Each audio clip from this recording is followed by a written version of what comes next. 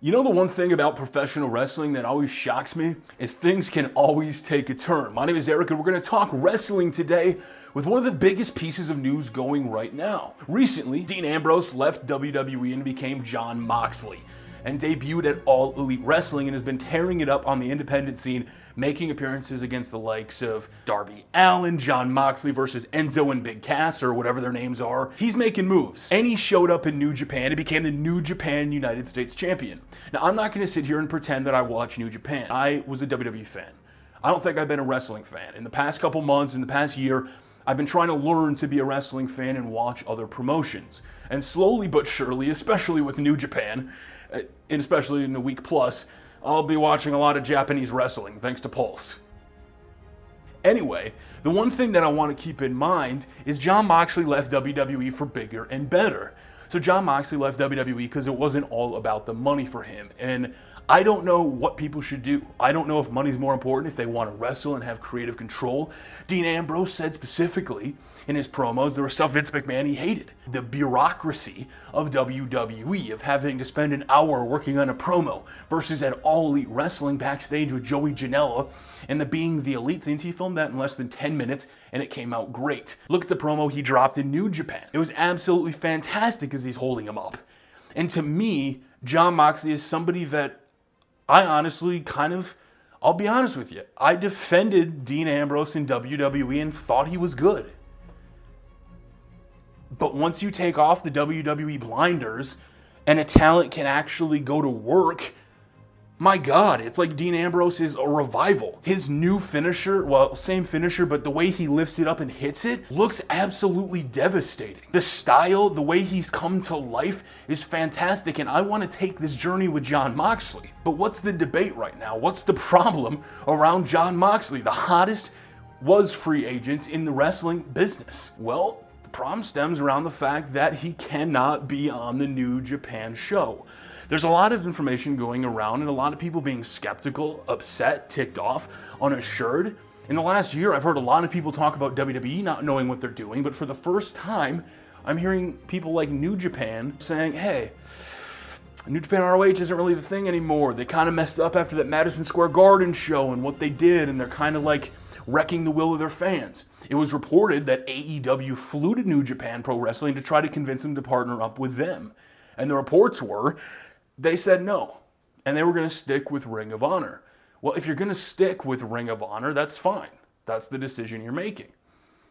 But I think this is getting blown out a little bit too much out of proportion. Let me know in the comment section down below what your take is on this story, because Dean Ambrose is exclusive to AEW in the United States. Tony Khan, the Young Bucks, they basically said in interviews, and Cody Rhodes, that you can work independent scene, you can work overseas, but you are exclusive in the US. Now, there's one hiccup on this because, yes, Jon Moxley then couldn't be on night one in the Dallas card because of the fact on that Dallas card, it's also being streamed on Access TV. So if you're exclusive in the US, this is a major company. I have no problems with them keeping him out of this show. I think some fans may be really ticked off. I think it's very hard to understand because especially they're being aired on Access TV, right? I have to imagine the G1, and I'll be the first one to tell you, I learned for the first time how brutal, like I've always seen the blocks, I've always seen the matchups. I never realized how brutal it was, and that even if you weren't in a match on your day, you're in mixed man matches, and that's insane to me. I think Pulse made a joke yesterday when you start talking about work rate, you're kind of a nerd, but to work that many matches back to back to back is incredible, and I have all the respect in the world for New Japan, and I can't wait to be alongside Pulse watching that. I'm ready to experience professional wrestling, but I don't think the US fans are going to be ready to see Jon Moxley, unfortunately, in New Japan, and I think we shouldn't be worrying about it. I think there's a lot of people saying, New Japan's messing up. They're starting to make those assumptions. They're starting to make statements that your tickets aren't selling out. Why wouldn't you have Jon Moxley? You could have sold out tickets. You could have done this. We're falling into that same trap we did with WWE. I don't want to disrespect the communities and come in and act like I know what I'm talking about, but that's the way I feel. I feel like Dean Ambrose knew he was exclusive to AEW. He's going over to Japan to wrestle. Oh, but guess what? For the first time ever in history, Japan's coming here for the first night only. And for the first time only, they're getting the biggest match that the most fans have waited and died to see with Tanahashi and Okada. So yes, it sucks that we're not going to get to see Jon Moxley, because I know Pulse wanted to fly down and everybody else in my Twitter timeline wanted to show up in Dallas to see this epic event, and I would love to. You know, Lance Archer, I remember seeing him as Lance Hoyt actually facing off against Chaz Betts, or not facing off against, but he was on the same card with Chad Gable in one of my independent shows that I went to in Eau Claire, Wisconsin.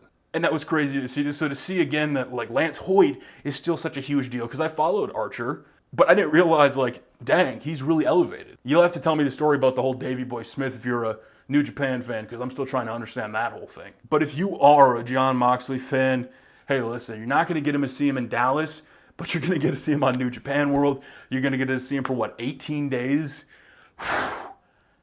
That is going to be incredible. For the first time ever, I'm going to watch the G1. And I hope if you're unsatisfied with WWE and you're not really liking it and you want to follow the career of Moxley because you're a huge fan of Dean Ambrose and you want to support him, check out New Japan Pro. Check out New Japan World, and I'm going to link the website in the description if you want to sign up and check it out. But to me, I'm fine with it. That's the only thing I can say. All I know is I am so happy getting to see Dean Ambrose enjoying wrestling again. Because even me, for the last 4 years, I've said, listen, when you're in the WWE, there's going to be I'm not even going to say the word. He didn't get one. He wanted to go find greener pastures, and Dean Ambrose succeeded. So all the best to you, Dean, John. And to be honest with you, I can't wait till I finally get to see you at any kind of independent show, and I get to see somebody that made a decision for themselves, and they're happy living it. So until next time, it's your boy Tavimu. Thank you very much for watching. Let me know what you think. It's a hot, sweaty mess in this room. It is hot as heck, just like the heat New Japan's probably got to be feeling over this whole situation. Until next time, we will see you all later. Why did I do a headbutt? Peace.